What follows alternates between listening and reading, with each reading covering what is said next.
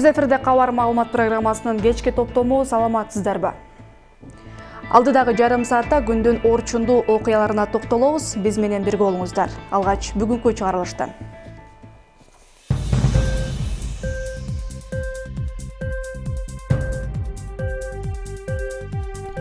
Балдар арасында илдет күчөп, ооруканада орундук жетишсиз. Дарыгерлер балдарды үйгө чыгарууга аргасыз. Коридордо жатышыңар мүмкүн деп, анан 1-2 сааттай туруп калдык, анан бул жакка алып келдибиз.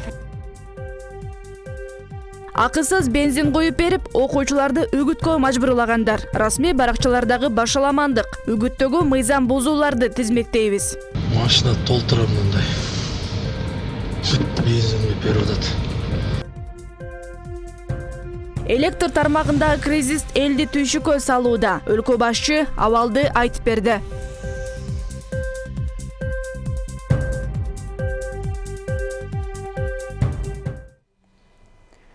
Урматтуу телекөрүүчүлөр, ушул учурда биз социалдык тармактарда дагы түз эфирдебиз. Андыктан дүйнөнүн бардык бурчунда күзөтсөңүз болот. Пикир калтырып, жакындарыңыз менен бөлүшүүнү да сунуштайбыз.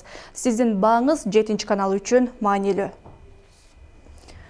Балдар арасында массалык жугуштуу инфекция күч алып, ооруканалар бейтаптарга толуп жатат. Оштогу жугуштуу балдар ооруканасында орун жетишпей, айрымдарын залга жаткырууга аргасыз болуп жатышат. Мындан улам Ош шаардык ооруканасында кошумча 60 керебет даярдалып, бейтаптар жаткырылууда.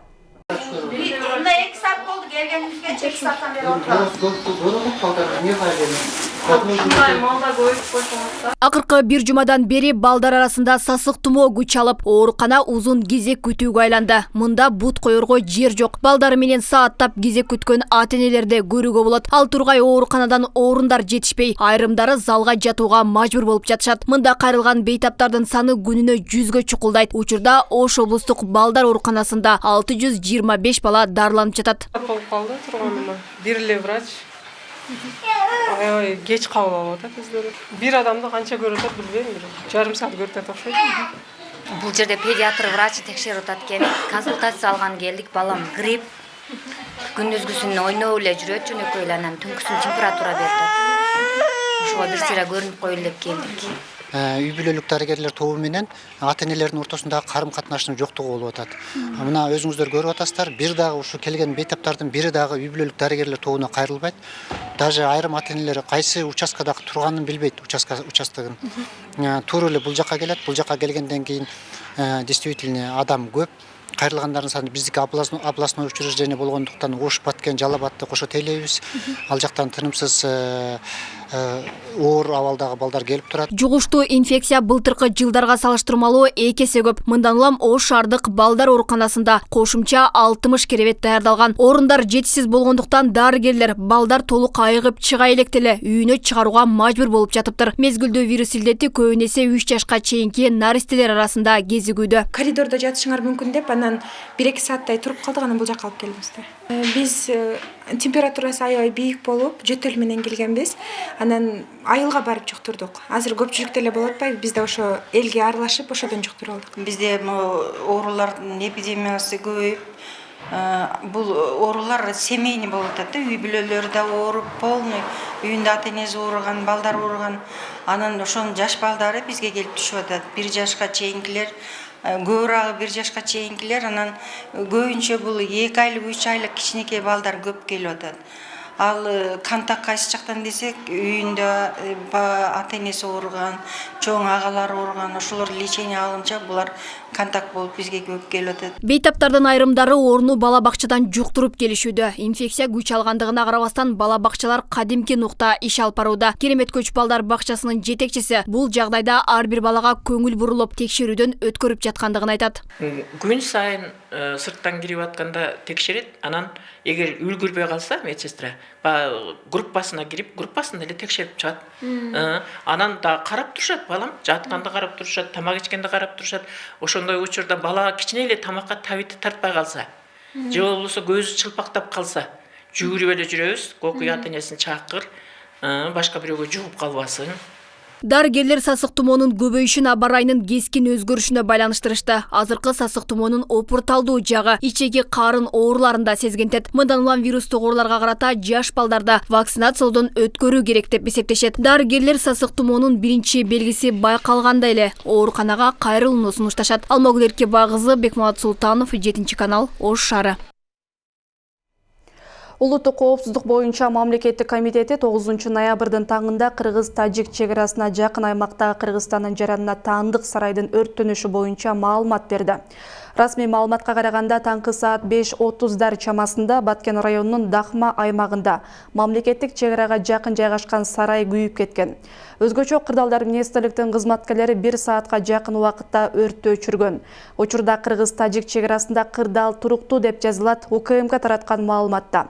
Өрттүн келип чыгуу себептерин тийиштүү мекемелер териштире баштады. Ушул тапта ошол аймакта жүргөн Баткен районунун акими Учкунбек Жоробаев сарайдын 120 чарчы метрдей жери күйгөнүн, аймакта кырдаал тынч экенин ырастады. Бишкекте Октябрь райондук ички иштер бөлүмүнүн криминалдык милиция кызматынын жетекчисинин орун басары кармалды. Бул тууралуу УКМКдан кабарлады. Маалыматка караганда ал пара алып жаткан жеринен колго түшкөн. УКМКдан билдиргендей, райондук милициянын кызматкери бир нече жарандын үстүнөн акча уурдады деген айыптоо менен жасалма арыз жаздырган. Арызды кароону токтотом деген доомат менен ал 80 000 сом талап кылып, моралдык жана психологиялык жактан кысым көрсөткөн деп айтылат атайын кызматтын билдирүүсүндө. Кыргыз Республикасынын Жаза кодексинин 326 беренесинин 1-бөлүмү пара талап кылууга ылайык соттук өндүрүш ачылган. Милициянын майору 4 ноябрь күнү Көкчар айылында кармалган. Ошол учурда анын жанынан Макаров жана Калашников куралдарынын огу, бир нече кишинин паспорттары жана өтө жашыруун деген белгиси бар документ табылган. Сот чечими менен шектүү УКМКнын убактылуу кармоочу жайына 2 айга киргизилди. Бишкек шаардык милициясы Борбор калаадагы соода борборлорунун биринин алдында күйөөсү аялын сабаган делген окуя боюнча тергөөнү баштады. Бул тууралуу Бишкек шаардык ички иштер башкармалыктын басма сөз кызматы кабарлады. Расмий маалыматка караганда факт кылмыш кодексинин 266 беренеси бейбаштыктын негизинде кылмыштардын жана жоруктардын бирдиктүү реестрине катталды. Буга чейин эркек киши аялды башы менен сүзүп сабаганы тартылган видео социалдык тармактарга тараган. Окуя 8 ноябрда күндүзгү саат 2-ге жакын Бишкектеги соода борборлорунун авто унаа токтотуучу жайында болгонун күбөлөр жазышкан. Милиция алар жубайлар экенин, учурда териштирүү жүрүп жатканын билдирди. Коомдук жайда аялына кол көтөрүп, зомбулук көрсөткөн учурлар буга чейин дагы кездешкен. 25 октябрда социалдык тармактарда Ташрабад соода борборунда күйөөсү аялын сабаганы тууралуу видео тарап, талкуу жараткан. Кийин бул боюнча милицияга арыз түшкөнү белгилүү болгон. Бишкек шаарынын Октябрь райондук ички иштер башкармалыгы маалымдагандай, 25 октябрда Ташрабад соода борборунда аялын сабаган 27 жаштагы жаран кармалып, милиция бөлүмүнө жеткирилгенин билдирген. 9 ноябрга карата үгүт иштериндеги мыйзам бузуулар боюнча түшкөн арыз даттануулардын саны 60-ка чукулдады. Ош облусунда добуш сатып алуунун бир амалы катары акысыз күйүүчү май коюп берген жагдай аныкталды. Ишти райондук милиция териштирип жатат. Облус аймагында шайлоого байланыштуу 18 кылмыш иши боюнча тергөө жүрүүдө. Мыйзам бузган талапкерлерге карата көрүлгөн чаралар тууралуу кийинки сюжетте. Машина толтура мындай. Бензин берип атат. Алай районунун Гүлчө айылында партиянын үгүт жыйынынан кийин келгендерге акысыз күйүүчү май таркатылган деген маалымат милицияга келип түшкөн. Дароо реакция жасалып, жолугушуу өткөргөн партиянын штабы текшерүүгө алынган. Мында бензин үчүн 50 миңдей акча коротулган талон табылган. Ошондой эле 48 адам күйүүчү май койдурган. Мындан улам добуш сатып алуу беренеси менен кылмыш иши козголуп, шектүү катары партиянын ишенимдүү адамы сурак берүүдө. Фактыны аныктоо үчүн май коюучу жайдын видео байкоолору негиз катары алынган.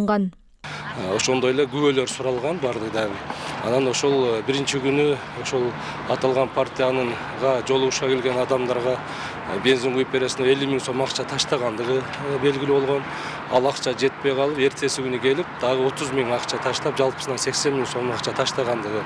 Топтолгон материалдын негизинде жазык кодексинин 192 беренесинин 2 бөлүмү башка жактан добушту сатып алуу беренеси менен сотко чейин өндүрүш ачылып, азыр кезде тергөө иштери жүрүп жатат. Ал эми экинчи тарап айыптоону четке кагууда. Алар эч кандай добуш сатып алуу аракети болбогон дешет. Ошондой эле мыйзамсыз суракка алынгандыгын айтып, Алай райондук милициясына нааразычылыктарын келтиришти. Күч кызматкерлеринин үстүнөн негизсиз кылмыш ишин козгогон деп прокуратурага арыз менен кайрылышкан.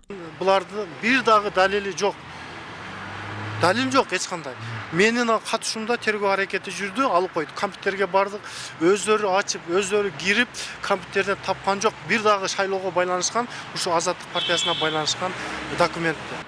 Айыптап атса курулай, анан кийин сени камайбыз деп атса, анан картайган киши ооруп калды, ага эмне дейсиң?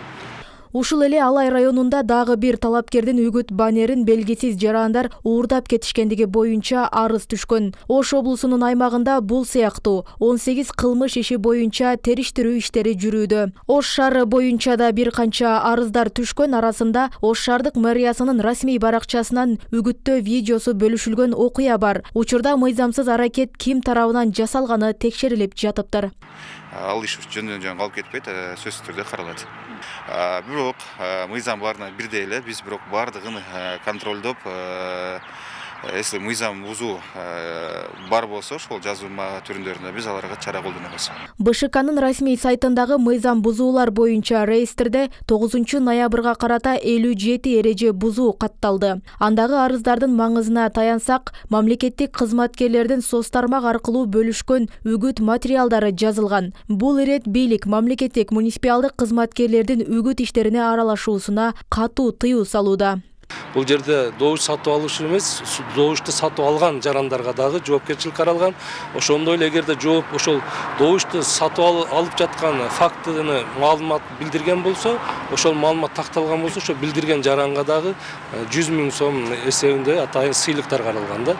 Борбордук шайлоо комиссиясы өзгөчө көңүл административдик ресурс боюнча арыздарга бурулуп жатканын белгиледи. Өлкө башчысы бардык партияларга бирдей шарт түзүлгөнүн, эч бирине артыкчылык берилип ыктабаганын, административдик ресурстун алдын алууга катуу чара көрүлүп жатканын байма-бай билдирүүдө. Ага ылайык бийликчил партия же болбосо саясий кысым деп айтууга негиз жок.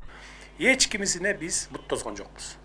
Мына өзүңүздөр көрүп турасыздар да. Мурда кандай болчу эле? Мурда бийликтин гана партиясын иштечү, оппозиция көчөдө калчу, светин өчүрүп салчу, залды берчү эмес, көчөнү да берчү эмес керек болсо. Биз анын бардыгын жок кылдык да, биз демократиялык өлкөбүз. Мына элдин тандоосуна коелу деп силердин тандооңорго койдук бар. Журналист Бексултан Мамытов элдин шайлоого болгон көз карашы өзгөрбөсө административдик же акча ресурсун тыюунун өзү жетиштүү эмес деп эсептейт. Мында таза шайлоо өткөрүү үчүн шайлоочулардын дагы жоопкерчилигин жогорулатуу маанилүү болуп турат. Анткени элдин тандоосуна берилген мүмкүнчүлүк эми гана түзүлүп жаткандыктан эл дагы туура тандоо жасоого аракеттенүү керек дешет. Мисалы шагыл тоуп берем, семет салып берем, жол салып берем деген факттар бүгүндө айылдарда эле болуп атат. Эми шаарда азыр пока беле элекпиз, бирок айылдарда болуп атат да. Мурунку жасаган иштеринде эле силерге мындай жасап берип койбодумбу? Эми баары мени шайлайсыңар деген учурлар да болуп атат. Ошол эле кезде ошондой түшүктү сиңирип алып, айрым кызматкерлер бүгүнкү күндө иштеп деле жүрүшөт да. Ошону айтсак болот. Элдин манайы шайлоодон дагы эле баягы акча алып келсек, бир жерден жулуп кетсек, акча берсене шайлайбыз деп. Айрымдар мен билген тааныштар ошондой деп атышат.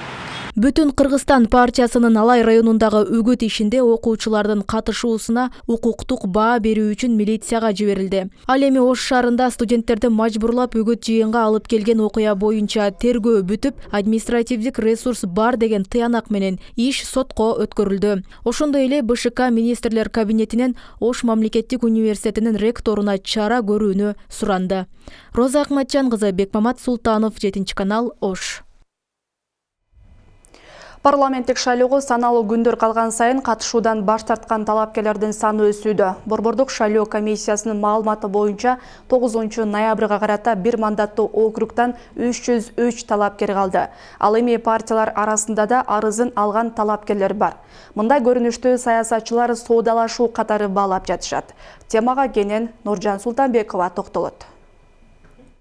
Шайлоо жакындаган сайын шайлоого катышуудан баш тарткан талапкерлердин саны өсүп жатат. Бүгүнкү күнгө карата алдыда боло турган шайлоого катышчу бир мандаттуу талапкерлердин саны 303 болууда. 1 ноябрдан тарта бир мандаттуу депутаттыкка талапкерлерден 18 арызын артка кайтарган. Андан сырткары партия менен аттанып жаткан айрым талапкерлер артка кайтууда.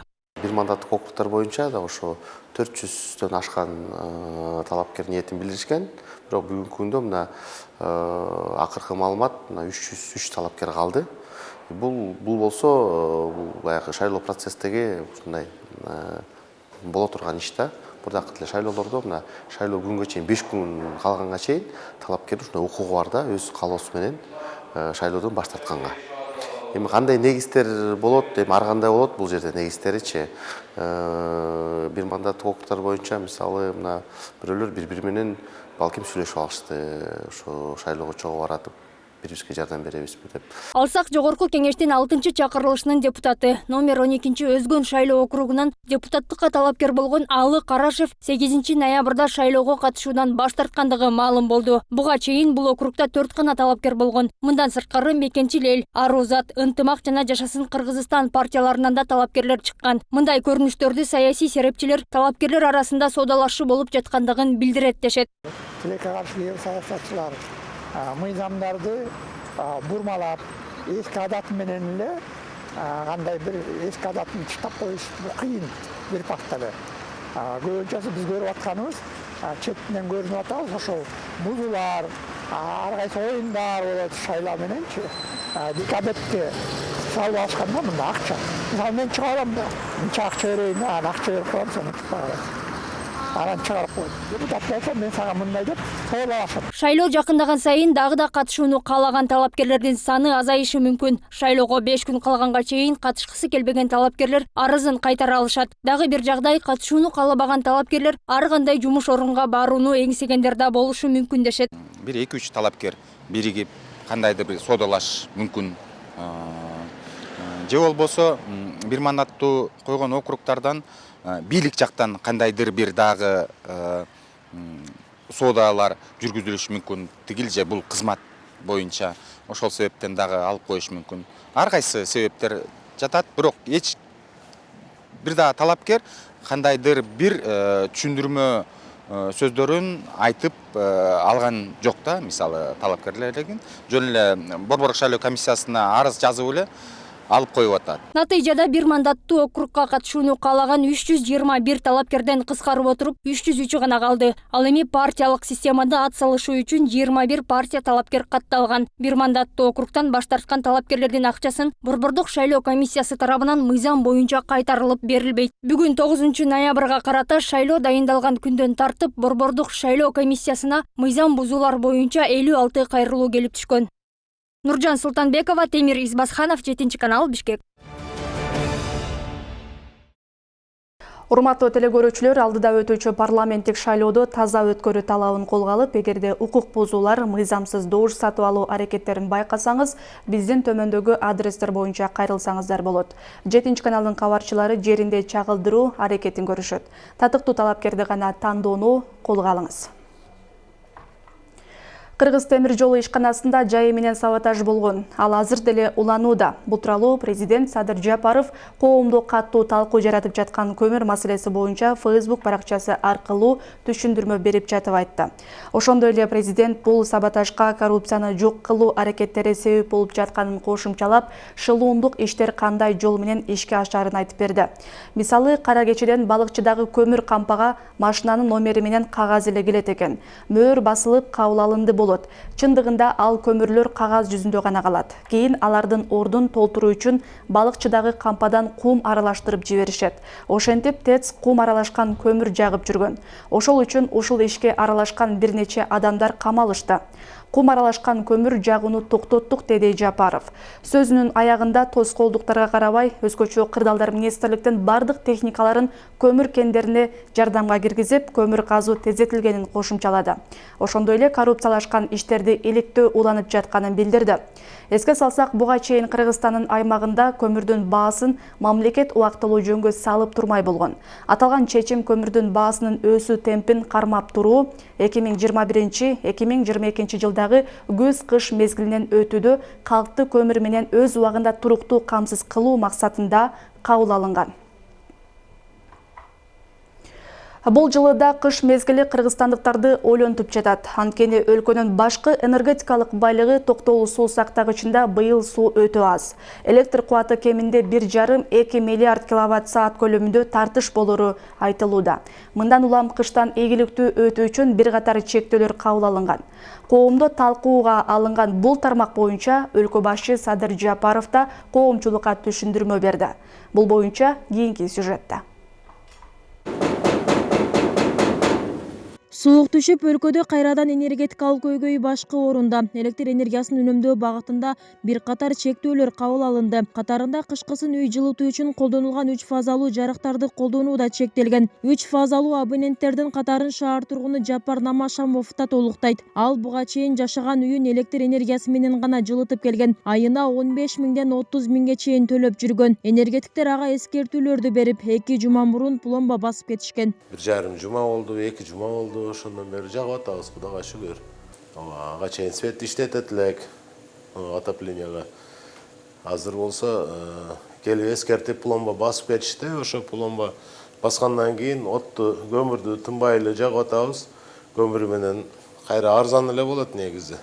20 миң, 25 миң, 15 миң суукка карап да. Айына ошо. Эң ылдый 15 миң төлөйт элек. Өлкөдө бир фазалуу абоненттер үчүн 5 киловатт, ал эми 3 фазалуу абоненттерге 10 киловаттык чек киргизилди. Мындай кадам кыш мезгилин ийгиликтүү өтүү жана электр энергиясын үнөмдүү пайдалануу максатын көздөйт. Дегенменен борбор калаада абоненттер электр энергиясы аз берилип, үй тиричилик иштерине да жетпей жатканына нааразычылыктарын билдирип жатышат. Бирок адистер бир фазалуу абоненттерге 5 киловатт электр бир күнгө жетет деп эсептейт. Эми 5 киловатт бул үй тиричилик үчүн жетиштүү кубаттуулук. Ал эми жылытуу багытында иштетпөөнү биз түшүндүрүп кетебиз да. Буну башка ошо альтернативдүү багыттар менен иш алып барышат.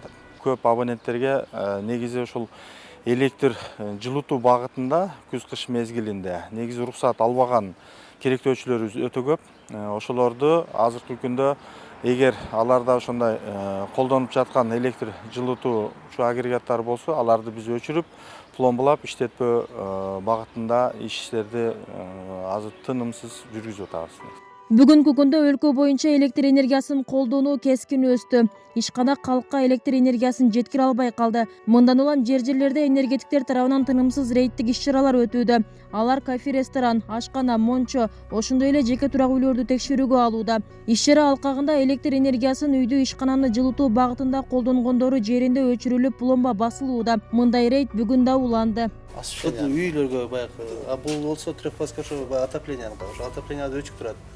Бул жерге өткөндө ошо неме абонент жоктугуна байланыштуу бул жерде эскертүү бергенбиз да. Неме өчпөй калган да. Пломба басылбай калган. Азыр ошол отпечаткалар жабыштырып кетебиз. Ошол ойдон жазга чейин туруп турат да, иштетилбей. Бүгүн президент Садыр Жапаров да коомдо катуу талкуу жаратып жаткан электр энергия жана көмүр маселеси боюнча өзүнүн Facebook баракчасынан билдирүү жасады. Энергетика тармагынын азыркы банкрот абалга келишине коңшу өлкөлөрдүн кагазга кымбат баада сатып алып, элге арзан берип келгенин, калган каражаттар чоңдордун чөнтөгүнө кетип турганын билдирди. Учурда бул жагдайга бөгөт коюлуп, энергетика системасындагы миллиарддаган карыздардан кутулуп жатканы айтылат. Суунун башында туруп, кошуна өлкөлөрдөн кышкысын электр энергиясын сатып алып турушкан. Кыргызстан үчүн бул өтө уят иш. Арзан баада алса дагы мейли дейсиң го. 1 киловаттын 5 сомдон алышып, элге 77 тыйындан берип турушкан. Албетте, 5 сомдон деп кагаз жүзүндө көрсөтүлгөнү менен чыныгы баасы арзан эле болсо керек. Калганы чоңдордун чөнтөгүнө кетип турган. Балким ушундай кызыкчылыктарды улантып, жыргап жашай бериш үчүн өзүбүздө жаңы гэстерди курушкан эместер. Жыйынтыгында 140 140 миллиард сомго жакын карызга батырышкан. Бүгүнкү күндө мына ушул сумманы энергетика министрлиги ички жана тышкы булактарга карыз. Бул деген банкрот дегенди билдирет. Былтыр мен ишке жаңы киришкенде энергетика системасынын акыбалын көрүп алып төбө чачым тик турган. Ошондо эле энергетика министрлигине тапшырма бергем. Мындан ары 1 тыйын карыз албайсыңар. Импортту 5 сомдон алууну токтотобуз. Бизде өздүк наркы канча болсо ошончодон алабыз же өзүбүздөн иштеп чыгабыз деп. Мына бүгүн импорттун баасы 2 сомдун тегерегинде болуп жатат. 140 миллиард сом карызды көбөйтпөстөн четинен кутулуп баштадык. Кичи жана орто гэстерди сала баштадык. Кудай буйруса 2024-2025 жылдарга барып энергетика системасын кризистен алып чыгабыз. Импорттоочу эмес, экспорттоочу өлкөгө айланабыз. Анча-мынча мүчүлүштүктөр сөзсүз болот. Айла жок, чыдайбыз. Энергетиктер дээрлик 1 жылдан бери элден электр энергиясын үнөмдөөнү өтүнүп келет. Калк арасында бул сунушту түшүнүү менен кабыл алгандар дагы, кыжырланып каршы чыккандар дагы бар. Ага карабай пайдалануучулар эскертүүлөрдү көңүл сыртында калтырууда.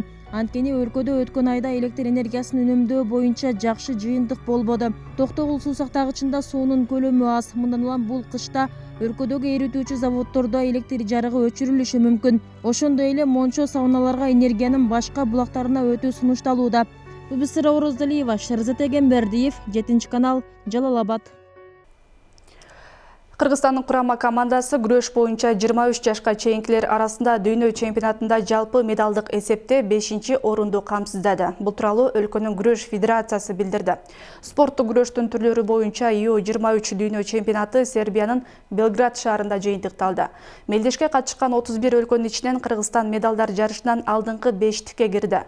Коңшу өлкөлөрдөн Казакстан жейт мамлекети менен 25-орунду бөлүшүп турат. Ал эми Өзбекстан, Тажикстан, Япония, Кытай жана Түштүк Корея катышкан эмес. Эскерте кетсек, аталган турнирде Айпери Медет кызы жана Эрназар Акматалиев алтын, Бекболот Мырназар уулу күмүш пайге уткан. Кыргызстандан грек-рим күрөшүнөн 8 балбан, кыз келиндер күрөшүнөн 2 жана эркин күрөштөн 6 атлет барышкан. Кезек жарнамалык негиздеги материалда Ишеним партиясынын талапкери Эмилбек Жусуповдун ноокат эли менен жолугушуулары уланууда. Бул жолу өзү туулуп өскөн Апшырата айылы жулуу тосуп алды. Ишенимдүү кадамдар өнүккөн өлкө аталышындагы программа менен бараткан Ишеним партиясынын жаш талапкери тууралуу кийинки материал. Эмилбек Жусупов 1991 жылы 21 апрелде Ноокат районунун Апшырата айылында туулган. Жогорку билимдүү Ош мамлекеттик юридикалык институтун аяктаган. 2014 жылдан бери курулуш тармагында эмгектенген. 2017 жылдан бери Эмаком холдинг компаниясынын негиздөөчүсү жана президенти. Жогорку кеңештин депутаттыгына Ишеним партиясынын 9-катардагы талапкери болуп катталган. Жаштар келиш керек деп. Ошон үчүн мына биздин Эмилбек уулубуз да жаш, эми өсүп келе жаткан бала.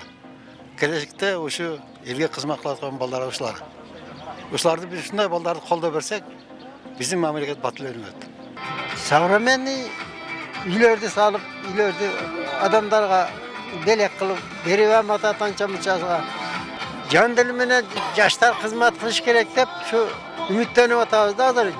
Жаңы типте неме болуп атат да, үлгү болуп атат булар мындайча айтканда. Ишеним партиясы ишенимдүү кадамдар өнүккөн өлкө аталышындагы 7 кадамдан турган программаны иштеп чыкты. Биринчи кезекте элдин кирешесин жогорулатып, экономиканы өнүктүрүү негизги максат. Экинчиден соттордун ишмердүүлүгүнө жарандык көзөмөлдү күчөтүү. Үчүнчүдөн жаш үй бүлөлөрдүн турак жайлуу болушун жеңилдетүү иши турат. Ушу сууктабай, ушул жерге келгениңиздерге мен ойлойм, ушул жерге дагы бир маданият үйүн курушубуз керек экен. Ошол элдин, жерибиздин көйгөйүн жакшы билген катары, ошол жактан сиздерге колумдан келишинче жардам берейин деген ниет кылып атам.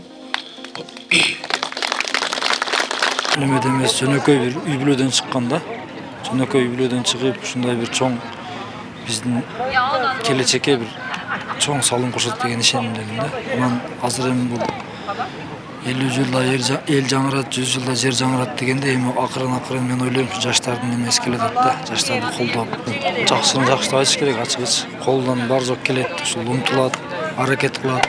Кийинки кадамдарда билим берүү жана саламаттыкты сактоо тармагын дүйнөлүк стандарттарга ылайык көтөрүү, мүмкүнчүлүгү чектелген жарандардын ишкердик кылуусуна шарт түзүү, табиятты коргоо жана күчтүү армияны түптөө максаты коюлган. Алга ултуна берсин, элдин ишенин актай берсин. Бул балага келечеги кең бала дайым шеге ийгиликтерди каалайбыз. Чыныгы чын жүрөктөн чыккан азамат уулдардан болдуң балам. Чоң ийгилик саңа.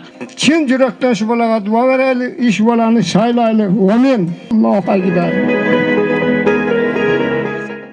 Белгилей кетсек, Ишеним партиясы шайлоо бюллетенинде 9-катарда, ал эми талапкер Эмилбек Жусупов дагы 9-тизмеде турат. Андыктан аталган талапкерди шайлоо үчүн 9-9 тандоо сунушталат. Роза Акматжан кызы, Бекмамат Султанов, 7-канал, Ноокат району. Кесиптештерим тарабынан даярдалган маалыматтар топтому мына ушулар болду. Бул жана башка жаңылыктарды кенен каналдын сайтынан жана социалдык баракчаларыбыздан да окуп тааныша аласыздар. Түз эфирде мен Айжамал Олжобай кызы болдум. Алдыда абар ай тууралуу маалымат. Амандыкта көрүшөлү.